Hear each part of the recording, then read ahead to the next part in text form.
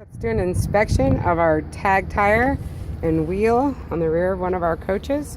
So the first thing we're going to do is we're going to come down here. You're going to want to reach back and make sure that you have even wear and that all of your treads have the same depth. And this is a tag tire, so the legal tread depth would be 2/32. We like to change ours out at 4. You're also doing a visual inspection of the tread. Make sure that you don't have any screws or bolts or anything in there that's going to flatten your tire.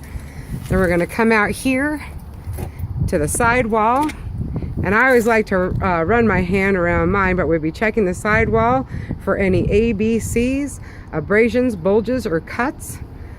And it looks like this tire is in good condition. Then we're going to come in here, we're going to check the rim.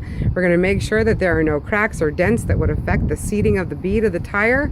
You're going to be checking the body of the rim to make sure that there are no cracks or illegal welds in the rim. You're also going to be checking to make sure that you have no radiating rust lines coming off of your lug nuts, which might indicate you have a loose lug nut, no elongated holes, and no silver threads, which are also indications of loose lug nuts. Then you're going to want to look at your indicators if you have them and make sure that all of your indicators are pointing in the same direction. If this thing looks like a crazy sunflower and they're pointing every direction, you have loose lug nuts. You need to call the shop out here to get them torqued. Okay, and then I'm going to grab each lug nut and make sure that they are at least hand tight, and I twist each one, give them a mighty twist to make sure that they're not going to come off in my hand.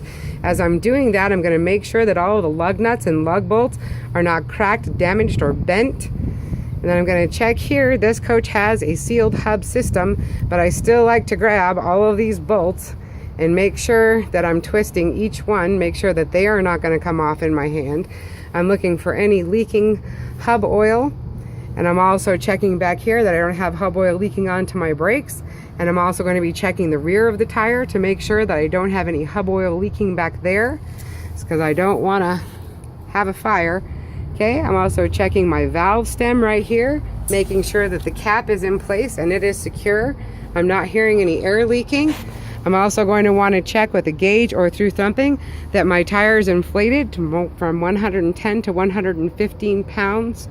And I also want to make sure to get down with my flashlight and look across to the other tire and check the inside sidewall of that tire as well.